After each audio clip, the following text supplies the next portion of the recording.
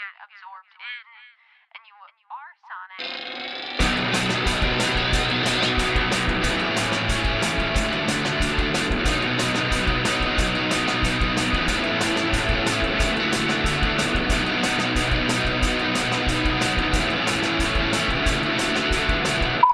What's up, everybody? I'm Taylor Olmstead, and I want to welcome you back to No Repeat, a podcast where we pick 3 songs every week with no repeats and no do-overs to create a perfect playlist for every occasion life throws at you. Joining me are my co-hosts, Tyler Reed. A Horse with No Name, recorded and created by Neil Young. No one can tell me otherwise. And Sean Evans. Na na na na na na na na na na na. Well, this isn't a Western, or maybe it is. It's hard to tell. In the desert. Tyler, what was our challenge this week? This week, we are challenged to find the perfect song for being Independent of July. Sent in by hip shooter Michael Kostic. Thanks, Michael. If you want to submit your own challenge, you can add us at NoRepeatPod on Instagram and Twitter, or you can always email us at NoRepeatPod@gmail.com. So it is, of course, the celebration of independence here in the United States of America. The day where we celebrate a time that some old guys wrote a letter and essentially committed treason and started a war. And then we became a country and stuff. USA! USA! Picking songs to celebrate Americana, our American identity, the current state of our nation, feels complicated right now. I think we could all generally say that it is maybe not the most unified moment in America's history, and there will almost certainly not be many displays of fireworks this summer, other than the random mysterious fireworks going off every single night in every major American city for God knows what reason. That's exactly right. So with that being said, how are we feeling about this challenge, about this country? Did that influence your pick? What was your process? What are we doing here? Is this thing still on? Someone please turn on the lights. All right, so just right out the gate, I just need to say that This Is America and American Idiot were already off the board, which really just goes to show that how little foresight we have into any possible challenges going into the future. All I'm saying. I'm sorry that I picked American Idiot for something completely un-America related. Yeah, you really wasted that one. To be fair, I wasted This Is America as well. What was the challenge? I don't remember what This America was. I think that was like Song of the Year, maybe. Oh, yeah. I mean, I kind of alluded to it just now, but I think for me, this has been a very challenging year to reckon with Americanness. We are going through a lot as a country right now, and I've had more conversations about just the role of the United States within the larger global space recently than I would like to, in a negative way. I'm also taking a course this summer taught by a professor from Portugal who has very interesting thoughts on our country and her employment within it. And so it's just interesting to think about celebrating in this moment. I have a feeling that this 4th of July is going to be celebrated, or at least considered retrospectively, differently depending on who you are and how you identify and what you think about the country in this particular moment. In a way that I feel like in the past, particularly maybe when we were children and didn't know any better, the 4th of July was kind of this capsule of a day where, like, we didn't have to acknowledge the problems and we could just eat hot dogs and light off fireworks and be glad that we lived where we live and that this is our country. But there seems to be so much division around what it means to be in this country right now and what this country is actually trying to do with itself that I just feel really conflicted going into the holiday this year of what exactly I'm celebrating, what parts of the country I like, what parts I don't, and how I can move forward in that. And that's not to say that, like, I'm gonna, move to Canada because I'm upset with the United States. Like, I do feel some level of, I guess, vindication of, this is partially my problem to fix. And so I wanted to pick a song that kind of acknowledges that we are in a challenging time and that we have our challenges, but that we also have potential. And I think the last 6 months have shown us both some of the real darkness in this country and some of the impressive potential of the people who live here. And so that's kind of what I was trying to channel this week. But what about you guys? Same thing. Maybe a little bit more positive spin on it. And by a little more positive spin, I mean probably a lot more positive spin. You're feeling pretty hopeful, Sean? I'm not giving it up, if that's what you mean. They can take it from your cold, dead hands. What was that line off Futurama? You can crush my body, but you can't crush my spirit. And then the big claw falls on Grandpa Free Waterfall Sr., and he crushes his spirit. I mean, that's not supposed to be like a reference to my song at all, but that's just kind of spiritually how you're feeling in this moment. Yeah, if you want to just see a really funny episode in terms of like Matt Groening or Futurama's, like, you know, David X. Cohen's view on this, I highly recommend that episode as being funny. It's, I think, Freedom Day is the name of it. They do the freedom dance. Freedom, freedom, freedom, oi! Freedom, freedom, freedom, oi! It's funny, good stuff. Excites me as a political scientist. Real-time follow-up. The name of that episode is A Taste of Freedom. Oh, A Taste of Freedom. Okay, no, that's how good. Appropriate. It is season 4, episode 5. There you go. Go ahead and go back and find it. 10 out of 10. Probably watched it the other day. Need to find the DVD so I can get the director's commentary and get a DVD player. Futurama, the show that ended at just the right time. Then came back and all the characters' personalities changed, and then we don't need to talk about that. Didn't happen. Okay. Comedy Central. Right. What's that? What a great run it had. And I'm so glad it's not continuing to run even to this day.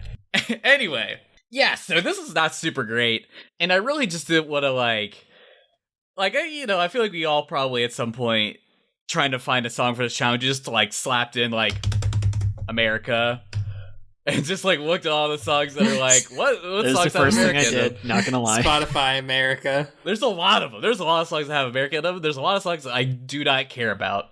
Apple Music was like, do you want The Essentials by America? And I was like, ooh, I do not. You're right. And it was is that how a band? do you feel about Heartland Rock Essentials? And I put that playlist on shuffle, and I was like, ooh, boy. Absolutely not. Not sure I need any Bruce Springsteen or Bryan Adams on this playlist. Probably not. No. I'm surprised that no one on here picked Born in the USA. That just seemed like a very... I mean, we can take a moment, right? Because Born in the USA, I think, is an important musical lesson, right? Where a song feels like it's saying one thing, but of course it's saying another, but then it's used in the improper context and becomes tainted. So for those who aren't familiar with the story, Born in the USA is not a positive song about this country.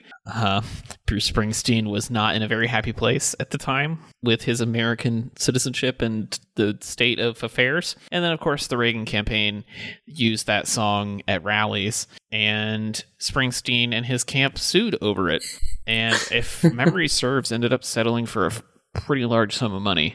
And it became kind of this notorious early example of politicians using pop music from artists that vehemently disagree with their politics and don't want their music to be used. And this happens constantly, and just happened again this week as we record, where the estate of Tom Petty is suing the Donald Trump campaign. For American Girl? It was "I Won't Back Down" was the song that was used at the Tulsa, Oklahoma rally. Yeah, I mean that's a good pick. That's a good. You know what? I would pick that for the "I'm running for president." Oh my god! Here and we I go. really love America challenge. Warren's gonna sue Joe Biden for playing Cherry Pie on his campaign walkout. So we'll just have to live with that one. Oh, boy, I really hope that Joe Biden doesn't know what Cherry Pie is actually about. But Tyler, how did you pick your song this week? It's okay. I feel like this challenge we knew going into this, I think we're just going to have several detours that were just going to be all incredibly relevant. So all right, good. We got I slapped in America into into the search bar, found a lot of songs I did not want, right? Because I kind of didn't really want to have a song that was like I didn't really want like a classic rock song. I was like, I don't need these songs. And I definitely didn't want like the early 2000s like really horny for war like country songs. I'm like, I don't need these. Wow. Like there's some songs with some lyrics you're like, we really loved war to this day. We loved fighting. And I really wanted to capture that fighting spirit by having civil disobedience. And I think I think the song I wanted to pick was like a song that was like clearly like, this is messed up. These are problems with this world, but also like kind of like still like happy about it, but I still want it to be a bop, right? Because like really what I'm trying to do is I'm trying to like have a barbecue with my comrades and like have some like cool songs to play during it, right? There is nothing more American than what you just said, sir. Can you repeat that just for this man just said he wanted to have a 4th of July barbecue with his comrades. Yeah, bud. With the socialist orgs. Yeah. I love it. It's funny. You gotta listen. I'm just asking for the bare minimum at this point. But so I just wanted a song that was like, yeah, I had the idea of Born in the USA, but just a more contemporary example. Maybe I was like, God, if there's just like a woman or a black person, just literally anyone except for an old white guy singing a song about it, I'm like, great. Because I feel like I think that kind of representation is just kind of like would be important for a song about America, especially during this time right now. So I was like, if I can find that, great. Well, Tyler, I actually think you should probably go first this week. Great. I would love to. What do you got for us? This week I chose Americans by Janelle Monáe.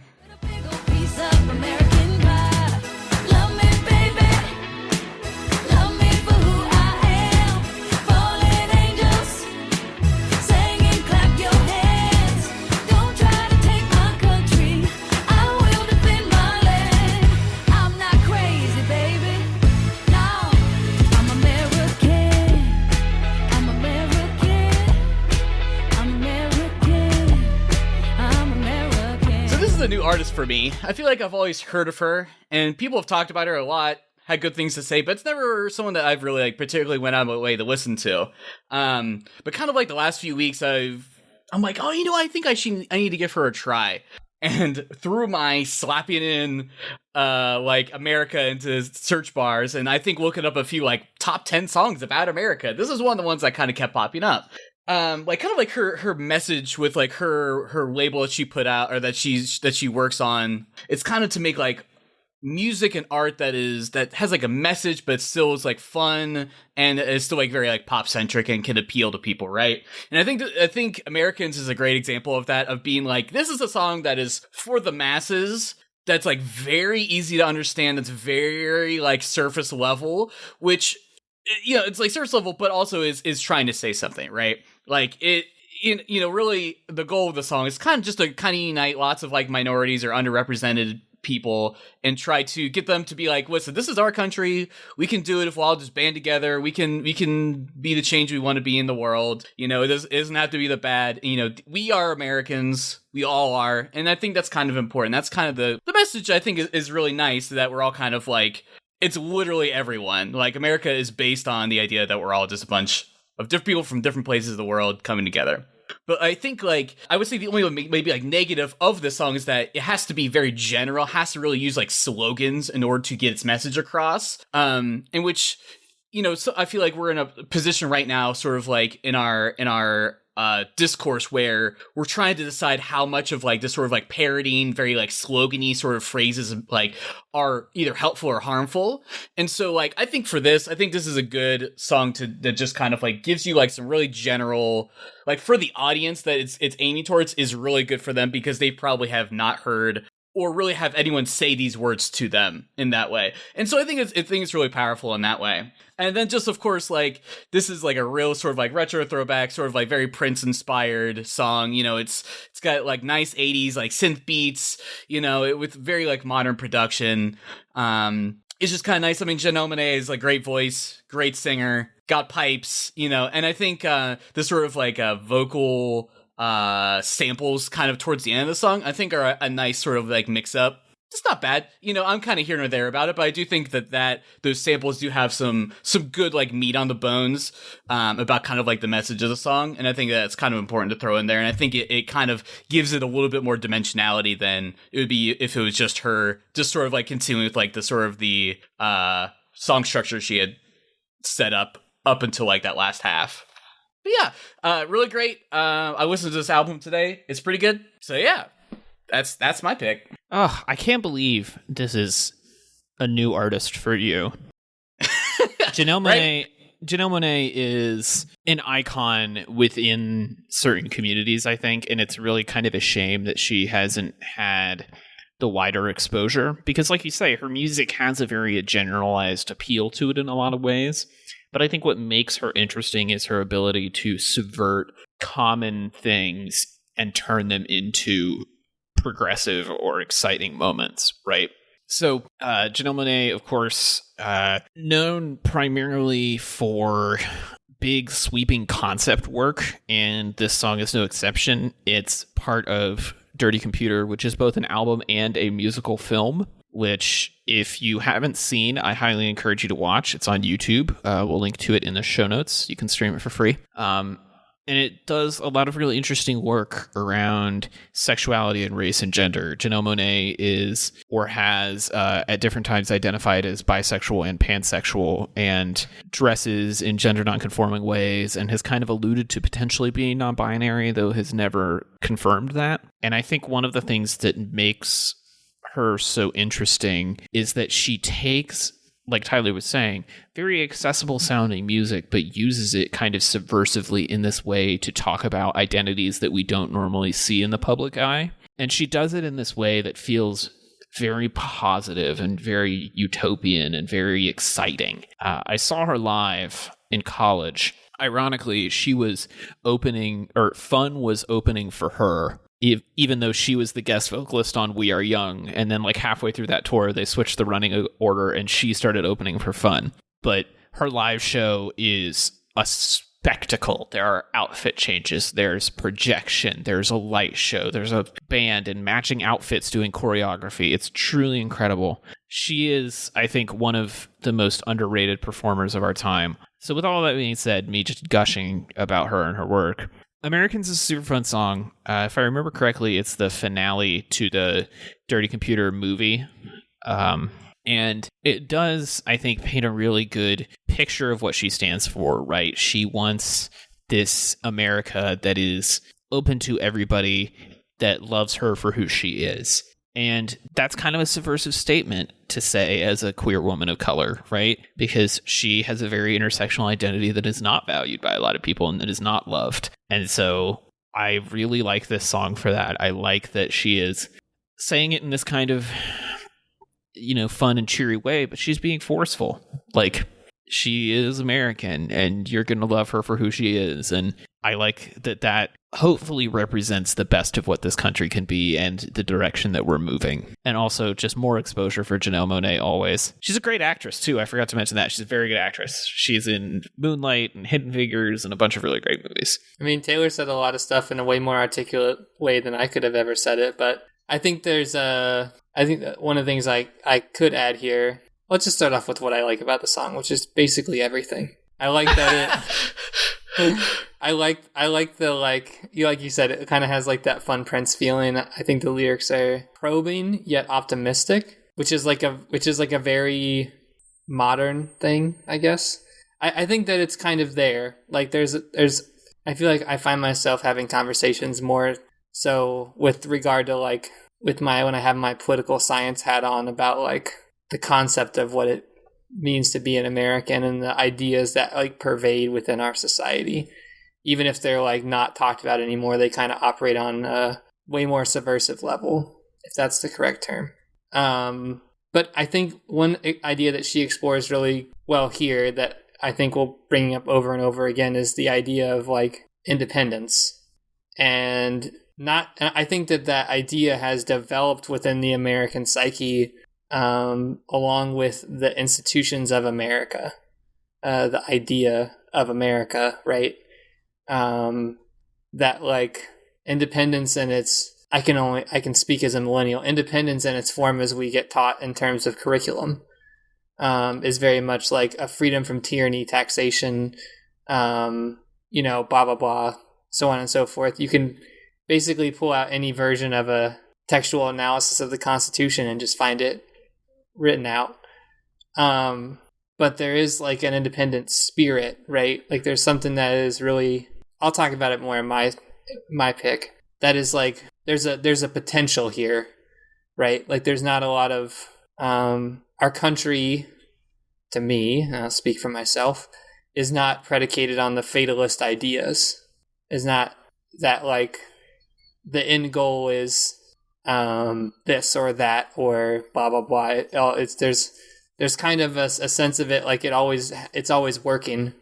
It's an experiment, like you kind of it could change for the positive, it can change for the negative. It just depends on whatever the powers that be are.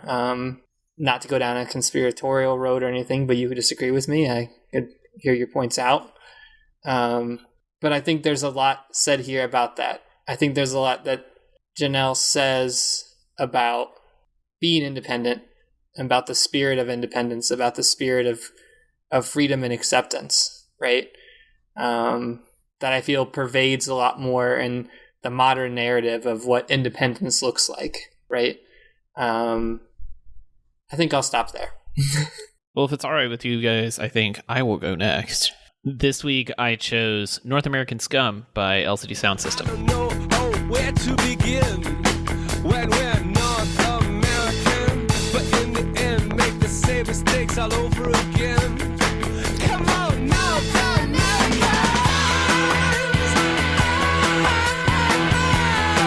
We are North American scum. We're from North America. So last week I picked a band that sounded like LCD Sound System. This week I went straight to the source. LCD Sound System, of course, I guess we call it a collective, maybe, based around producer, multi-instrumentalist, singer, songwriter James Murphy. North American Scum is off of their second record, Sound of Silver, and it is a live favorite, a pretty big track to reckon with in the discography. And I think part of the reason for that is it really embodies kind of the energy of LCD, the ethos of the mid-2000s, and a certain view of this country, right? The song is about confronting the judgment of people from other countries, right? It's saying, we're North American scum, but we get to call ourselves that and you don't, right?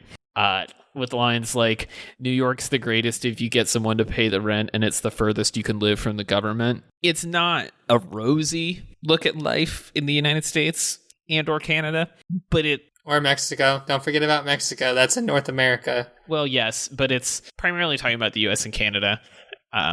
Yeah. But I think it has a certain, like, these are our problems, right? And we are aware of them, but we're also, the country that parties all night and the place to come and freak out and do the thing and, like, be North American scum. The song was written while LCD Sound System was on tour with Arcade Fire, and members of Arcade Fire have joined them for live performances of the song, which is just kind of fun. I've just always really dug it. I thought it was a fun groove. It's fun to dance to, fun to sing along with, and yell North American scum. And it's just kind of how I feel at the moment, right? I feel like, we have our problems, but I'm also not super keen to, like, just call the whole thing a failed experiment just yet. Like, yeah, You don't go and say it's working as intended.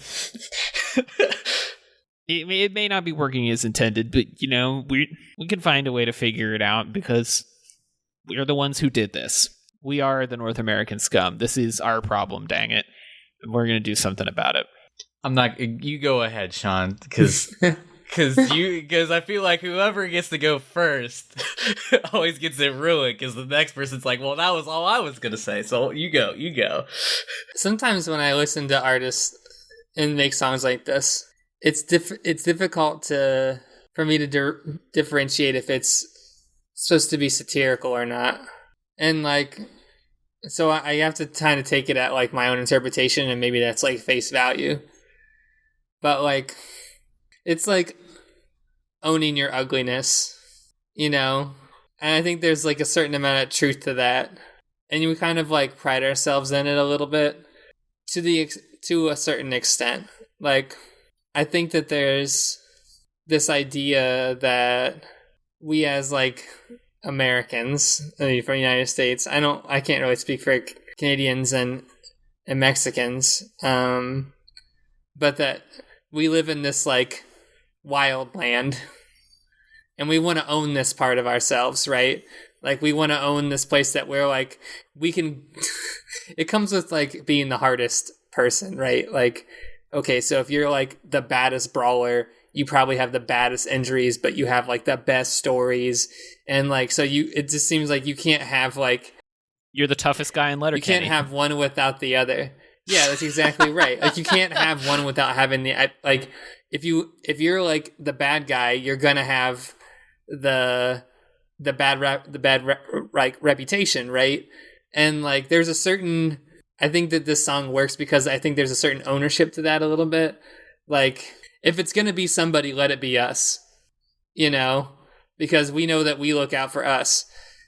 Now, that sounds terrible. It is in a lot of circumstances, but like, I mean, let's just talk about it explicitly. LCD Sound System talks about New York all the time. New York is like the crown potato of America, right? Like, of all the other potatoes that are America, this is the best potato. And like, it's the cultural mega center of America. It's the dirtiest rat-filled pizza-eating place in America. You know, it's a load of problems. We don't even need to talk about it here. Just turn on the news. But for some reason, everybody wants to move there. If you live on the East Coast, at least. You know, like, everybody wants to be... In DC, it's a huge thing. Everybody wants to be as hard as New York. So, yeah, there's something about it. There's a lot of, like, cultural truths in this song. It's a cool song, too. It's very LCD Sound System. Very clicky, and I do hear some Arcade Fire influences in it, too, which is fun, because I really like Arcade Fire. It's a cool song. It would be catchy if I was riding my bike. You gotta have up-tempo, and you gotta have a catchy 2-word or 3-word phrase. But Sean, it's over 5 minutes. Does it pass the test? No, because it's over 5 minutes, but we're not gonna throw it all away because it doesn't. It's just, this is the problem with synth. Synth rock does not lead itself to be in short songs because you just get lost because it's a drone all the time. So we'll just credit it to that. Which is basically the whole goal of this band. Right. It's like anti-Pink Floyd. Yeah, there's no progression here. Every song is like either a crescendo or flat. Those are the only two structures of an LCD Sound System song. Tyler, just do like a drone in the background. Make like a drone tone. No, like a drone. Oh my god, Wait. Do you not know what a drone is? Beep boop, beep boop, beep boop, beep boop, beep boop. We just made an LCD Sound System song right there. I mean, you would have to add some super earnest lyrics about like death or New York, but then yes. Right, but that's well, that was your part, but I didn't feel that it needed any other explanation. Is playing at my house. My house. Beep boop, beep. More or less, yep. You got me. Sorry, it's just not making fun of you. That we're just talking about the song structure of every single LCD Sound System song ever. I feel like I hurt Taylor a little bit, but I just remember this. Just remember this, Taylor. One of my most influential bands is the Smashing Pumpkins, and basically most of their discography could just be summed up by this quick sound. Sad. It could just be Billy Corgan saying sad all the time. or I am angry. fully aware of all of the problems with this band, but I still love them and anyway. I love them. I'm not. Yeah, I'm that's not what I mean, saying you do anything because I feel do like you. I had to ask Sean. I was like, okay, it's 5 minutes, Sean. Does it matter to you? But I'm like, you could just loop this song and you're like, you wouldn't even know. And honestly, that's kind of like the best part because sometimes I just need a song that just like drones forever. This is like 100% like the song that I like want to listen to all the time.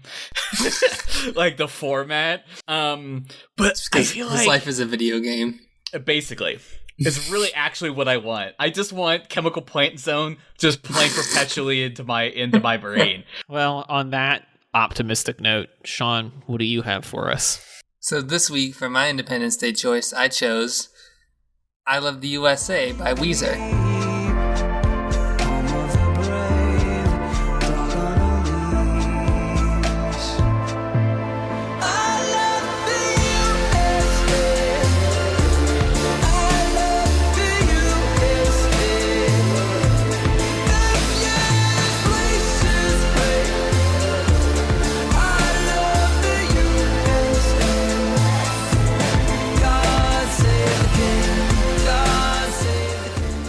I did not realize that this song got, let me just confirm this before I say this on the show and look like a total idiot. They were approached by NASA after they made this song Yeah. to use the song for NASA's Juno spacecraft's arrival on Jupiter on July 4th. I mean, that's pretty cool. That's pretty rock and roll, not gonna lie. Just so we're clear about, that is pretty cool. I know that your song was chosen to be like the official like interstellar lander. Not interstellar, I guess, but it'd be like interplanetary landing song. Okay, so I liked this song from the first time that I heard it. I just thought it was really catchy. I also have like I have a pretty complex set of beliefs about my stuff when it comes to be like, what does it mean to be an American and like, what's the interpretation? I just, probably in my early 20s, I spent way more time discussing this than most people probably do in their life who are like not, I don't know, writing songs about it constantly or doing something else that's like way more than just chatting about it. I think there's a certain amount of bravado about being an American that is like, we talked about it in Taylor's song. I think also as well, there's this particular kind of like, the reason that I feel so passionate about this song is because I think about what it means to be an American, what it means to be independent.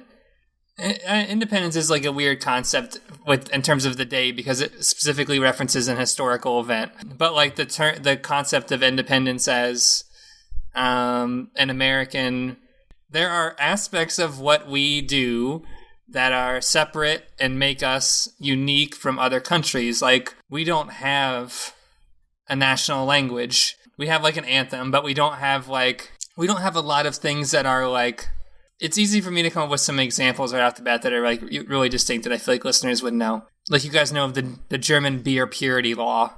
Like, Sam Adams comes on and talks about it all the time. Like, champagne can only be from a particular region, right? Like, there are a lot of other countries that spend a lot of time legalizing their identity.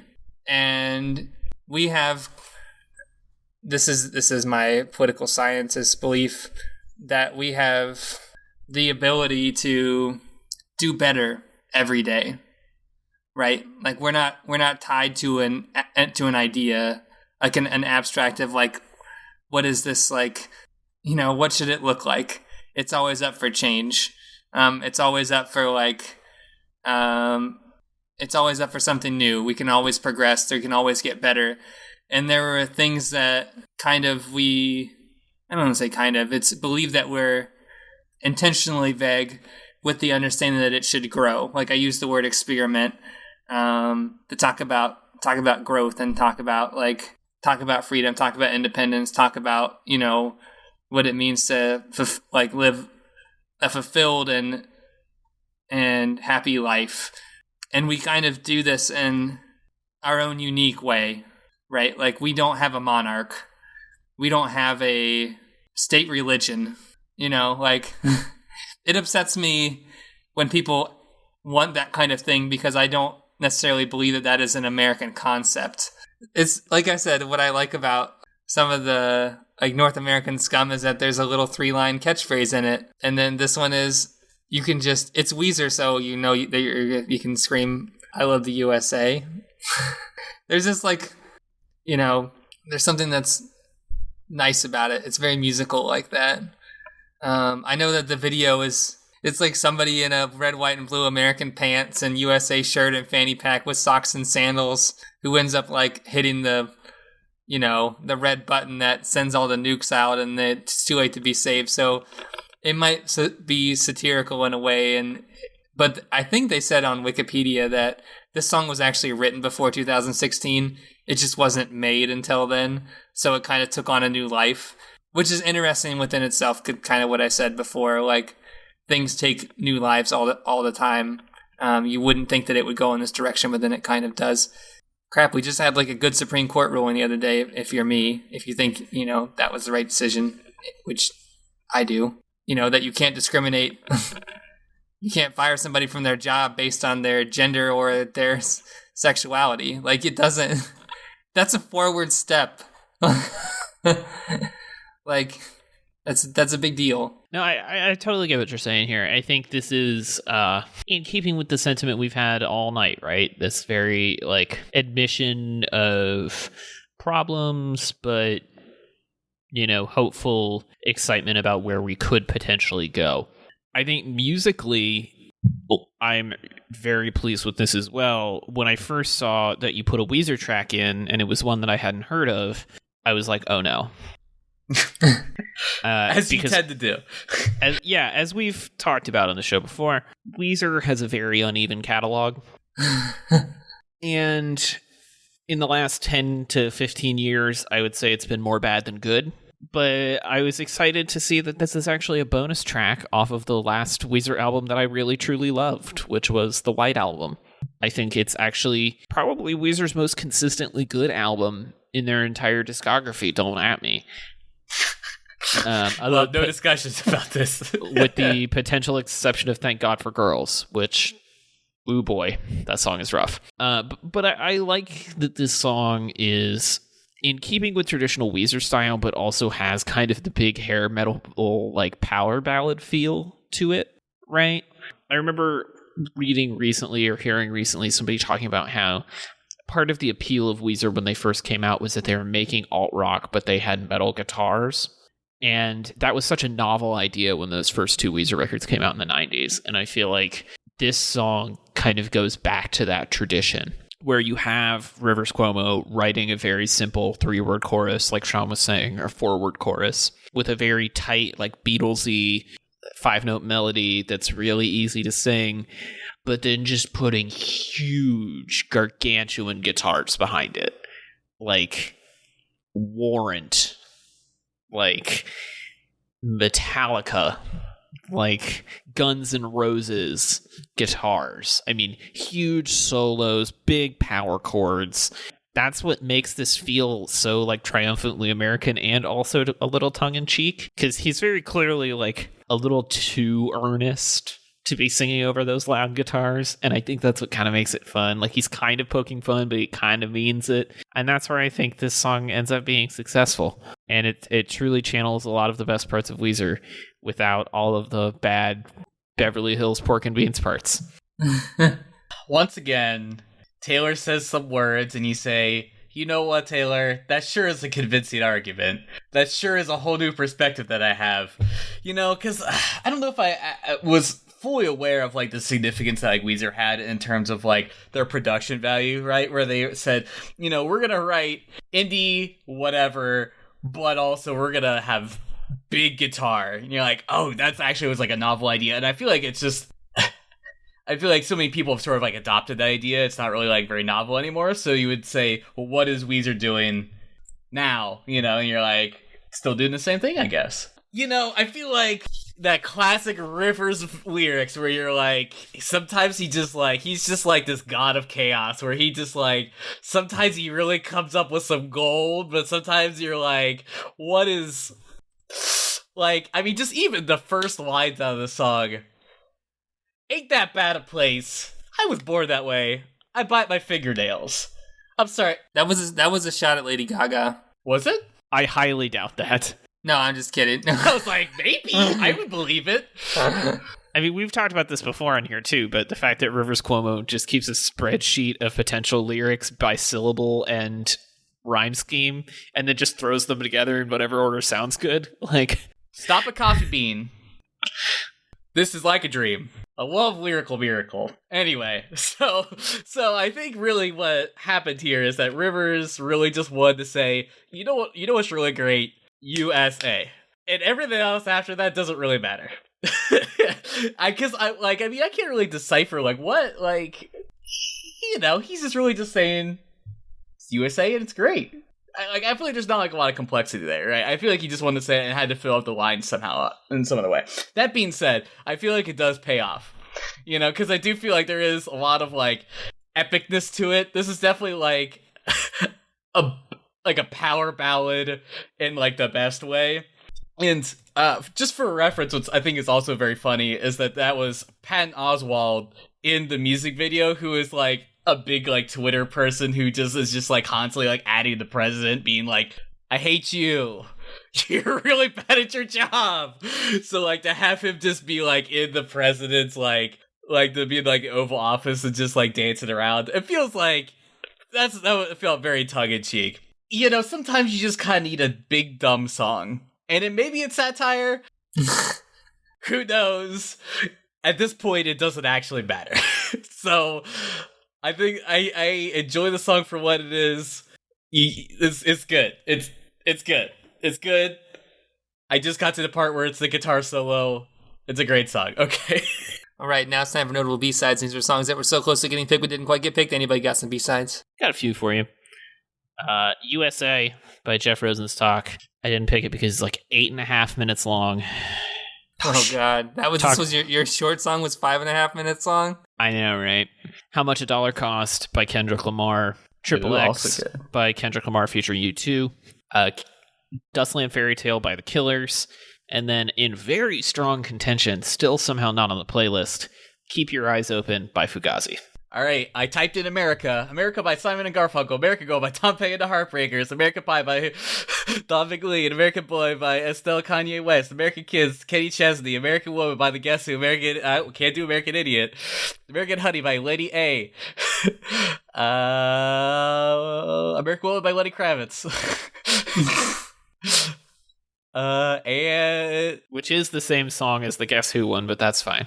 I was gonna say, yeah, that's the Guess Who, but. And Centuries by Fall Out Boy, just because that was on there. That was on the list. I don't think that has anything to do with America. The Middle by Jimmy Eat World. I picked the first one that came to mind. I knew what I was gonna pick for this song, so I don't have any B-sides. Well, Tyler, if people wanna eat some hot dogs and hamburgers with you, where can they find you? Excuse me, sir. I like bratwurst and Mets, please, from Cincinnati. You can find my design and illustration work at rudepets.club, and as always, you can find me on socials as Rudepets Club on Instagram and Twitter. Sean, if people need directions as to which part of the firework points up, where can they get those from you?